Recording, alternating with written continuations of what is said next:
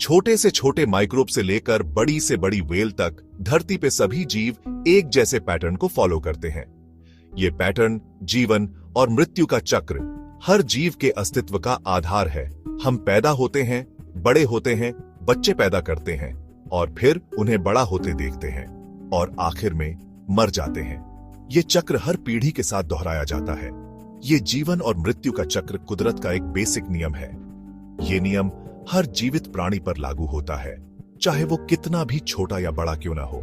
ये हमारे प्लैनेट के इकोसिस्टम्स के डेलिकेट बैलेंस को गवर्न करता है। हर जीव का जीवन और मृत्यु इस बैलेंस को बनाए रखने में महत्वपूर्ण भूमिका निभाते हैं। मौत भले ही अक्सर डराती है, लेकिन ये जीवन का एक अनिवार्य हिस्सा है।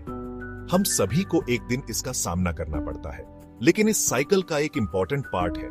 ये नई लाइफ के आने का रास्ता बनाती है। जब एक जीवन समाप्त होता है तो दूसरा जीवन शुरू होता है। ये नई लाइफ के आने का रास्ता बनाती है। पुराने जीवन के अवशेष नए जीवन के लिए पोषण का काम करते हैं। मौत के बिना ग्रोथ के लिए कोई जगह नहीं होगी, कोई एवोल्यूशन नहीं होगा, कोई रिन्यूअल नहीं होगा। हर अंत एक नई शुरुआत का संकेत है। एक ऐसी दुनिया इमेजिन करो जहां कुछ भी कभी डिके नहीं होता, रिसोर्सेज कम हो जाते, लाइफ रुक जाती, हर चीज स्थिर हो जाती और विकास की प्रक्रिया रुक जाती। फिर भी नेचुरली ये फिक्स्ड होने के बावजूद मौत जिंदगी के सबसे बड़े रहस्यों में से एक है। हम इसे समझने की कोशिश करते हैं, लेकिन ये हमेशा एक पहेली बनी रहती है। मौत जिंदगी के सबसे बड़े रहस्यों में से एक है। जब हम मरते हैं तो क्या होता है? हम कहां जाते हैं? अगर कहीं जाते भी हैं तो? जब हम मरते हैं तो क्या होता है? हम कहां जाते हैं? अगर कहीं जाते भी हैं तो? ये सवाल हजारों सालों से इंसानों को परेशान करते रहे हैं। ये सवाल हजारों सालों से इंसानों को परेशान करते रहे हैं। इन्होंने अनगिनत मिथ्स, रिलीजन्स और फिलोसॉफिकल डिबेट्स को इंस्पायर किया है। इन्होंने अनगिनत मिथ्स, रिलीजन्स और फिलोसॉफिकल डिबेट्स को इंस्पायर किया है। हर संस्कृति ने अपने तरीके से इन सवालों के जवाब खोजने की कोशिश की है। इन्होंने अनगिनत मिथ्स, रिलीजन्स और फिलोसॉफिकल डिबेट्स को इंस्पायर किया है। हर संस्कृति ने अपने तरीके से इन सवालों के जवाब खोजने की कोशिश की है। कुछ ने पुनर्जन्म में विश्वास किया, तो कुछ ने स्वर्ग और नर्क की कल्पना की। वैसे तो साइंस मौत के बायोलॉजिकल प्रोसेसेस को एक्सप्लेन कर सकती है, लेकिन उसके बाद क्या होता है? ये सवाल हमेशा से फैसिनेशन और स्पेकुलेशन का सोर्स रहा है। शायद एक दिन हम इन रहस्यों को समझ पाएंगे, लेकिन तब तक ये सवाल हमें सोचने और खोजने के लिए प्रेरित करते रहेंगे। हिस्ट्री में दुनिया भर की कल्चर्स ने आफ्टर लाइफ के बारे में अलग अलग बिलीफ्स डेवलप किए हैं।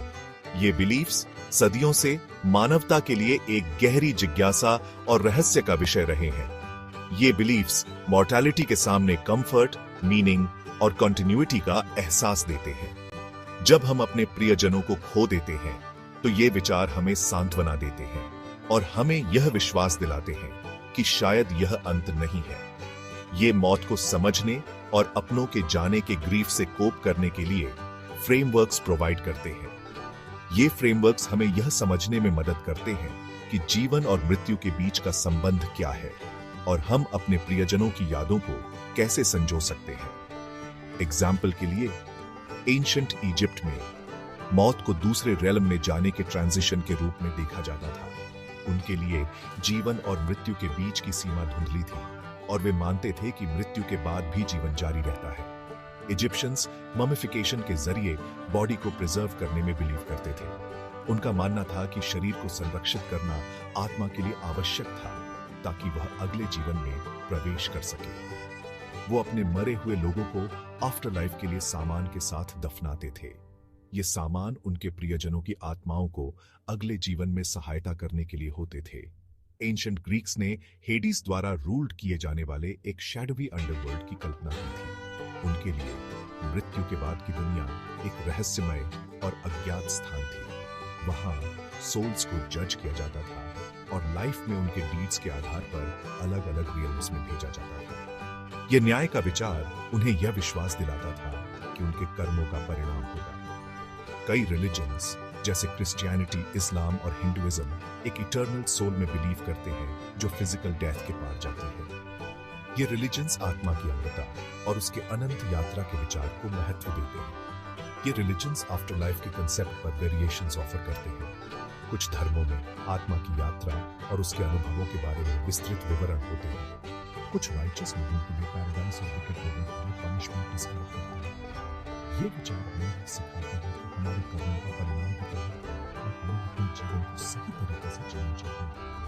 दूसरे रीइंकार्नेशन में बिलीव करते हैं, जहाँ सोल विश्वास दिलाता है कि जीवन एक चक्र है और मृत्यु केवल एक नया शुरू होता है। Beliefs हमें बताने वाला एक कॉमन थ्रेड शेयर करते हैं, एक मुद्दे के बाद हमें विश्वास दिलाता है कि जीवन मृत्यु का बीच है। ऐसे हम कभी भी पूरी तरह से खो नहीं जाते।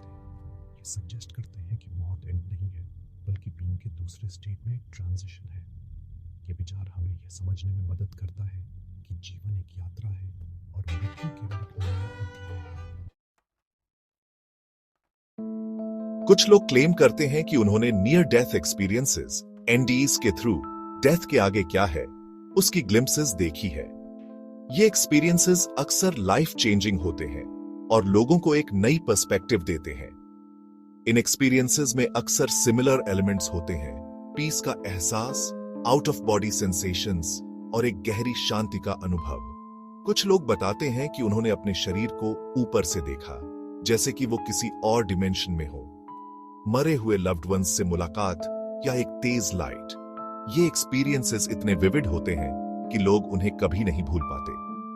कुछ लोग कहते हैं कि उन्होंने एक टनल के एंड में एक ब्राइट लाइट देखी जो उन्हें एक डिवाइन प्रेजेंस का एहसास दिलाती है। एनडीईज उन लोगों के लिए डीपली इंपैक्टफुल हो सकते हैं जो उन्हें एक्सपीरियंस करते हैं, लेकिन उनकी साइंटिफिक वैलिडिटी डिबेटेड है। ये एक्सपीरियंसेस लोगों को अपने जीवन के बारे में गहराई से सोचने पर मजबूर कर देते हैं। कुछ रिसर्चर्स बिलीव करते हैं कि एनडीईज बस डाइंग ब्रेन के हेलुसिनेशंस हैं। उनका मानना है कि जब ब्रेन ऑक्सीजन की कमी से जूझ रहा होता है, तब ये विविड एक्सपीरियंसेस होते हैं।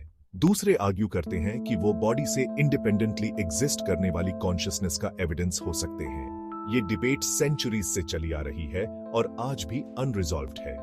स्टडीज ने शो किया है कि एनडीज कल्चर्स और रिलीजियस बैकग्राउंड्स में हो सकते हैं। चाहे वो किसी भी रिलीजन या कल्चर से हो, एनडीज के एलिमेंट्स अक्सर सिमिलर होते हैं। ये सजेस्ट करता है कि वो एक यूनिवर्सल ह्यूमन एक्सपीरियंस हो सकते हैं। ये एक्सपीरियंसेस हमें ये सोचने पर मजबूर करते हैं कि शायद हम सब एक ही यूनिवर्सल ट्रूथ से कनेक्टेड हैं।